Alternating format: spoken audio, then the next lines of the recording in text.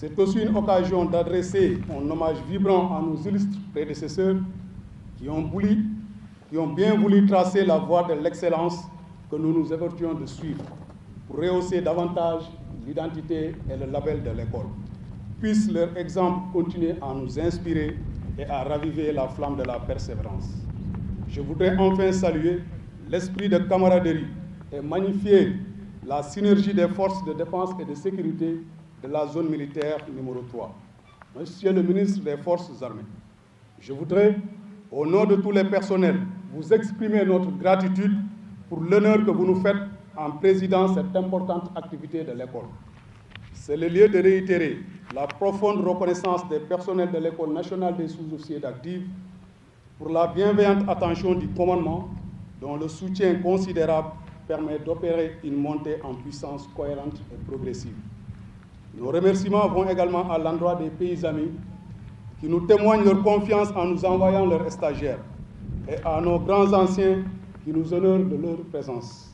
Je leur réitère notre profond respect pour ce prestigieux héritage qu'ils nous ont légué.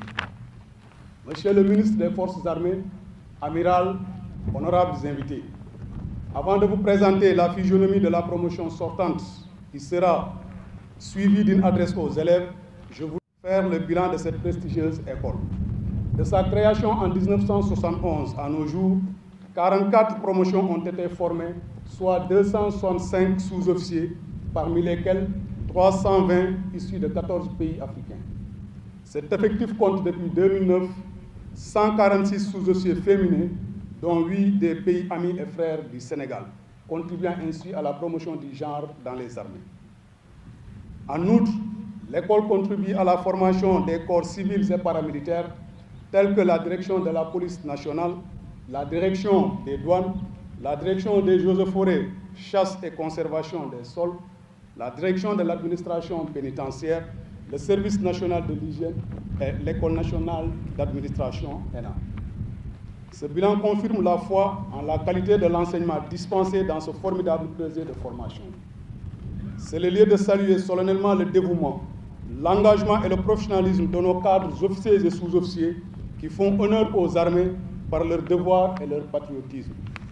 Monsieur le ministre, amiral, honorables invités, la 44e promotion à l'honneur ce matin a intégré l'école le 4 septembre 2024 avec 177 stagiaires, parmi lesquels 21 de la 8e promotion de l'école d'application du service de santé des armées.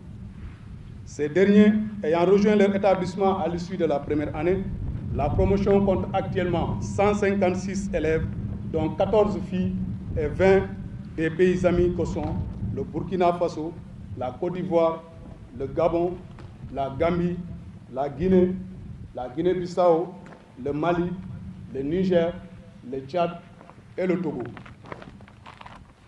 Ils ont été soumis à 2 années de formation intense alliant les savoir-faire tactiques et techniques du niveau de groupe, les stages qualifiants de parachutistes et d'aptitude aux actions commando, ainsi que divers modules tels que le droit international humanitaire, le leadership.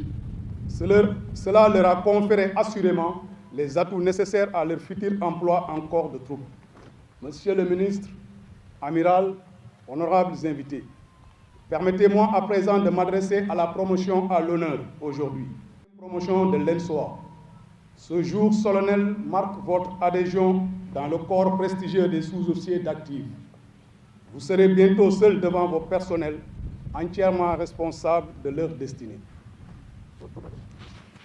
En tant que sergent, incarnez l'autorité et méritez de vos personnels.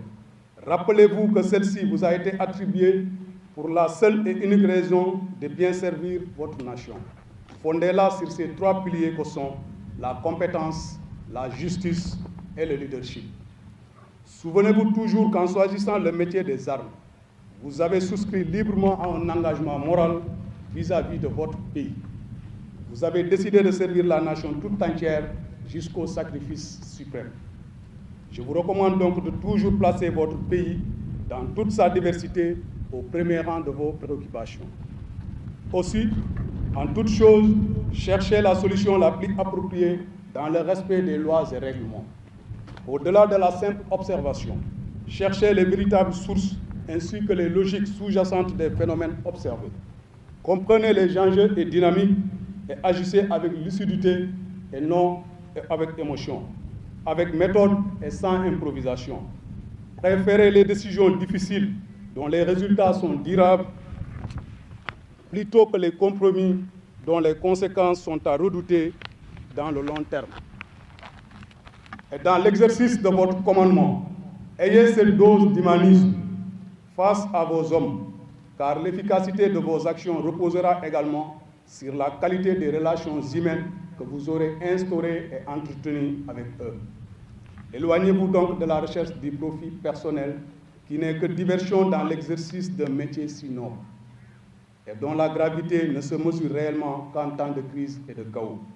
Soyez surtout soucieux de ce que vous pouvez apporter à votre nation. La confiance qu'elle place en vous pour préserver la vie de ses citoyens n'est que le reflet de la très haute considération qu'elle vous porte. Tâchez d'en être digne et soyez à la hauteur de ses attentes.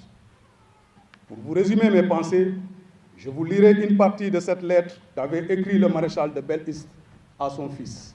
Je le cite. « Mon fils, vous entrez dans une carrière où la gloire se conquiert au prix du travail, de l'honneur et de l'obéissance. Je ne vous ai point élevé pour vivre dans la mollesse, mais pour servir votre roi et votre patrie avec fermeté et discernement. Le nom que vous portez vous impose des devoirs. Ne l'augmentez que par vos vertus. Vous êtes noble, montrez-le par vos actions, non par vos prétentions. Ce n'est ni la naissance, ni la fortune, mais le mérite et la conduite qui font les gens de valeur. Dans la prospérité, courageux dans l'adversité, juste envers tous, respectueux envers vos subordonnés, bienveillant avec vos égaux, généreux envers vos subordonnés. Gardez-vous de l'arrogance, de l'oisiveté et de l'ignorance, poison de la jeunesse. » Fin de citation. Aussi, devant les enjeux qui ne manqueront pas, rappelez-vous que vos camarades de promotion constituent votre force et resteront vos meilleurs alliés durant toute votre carrière.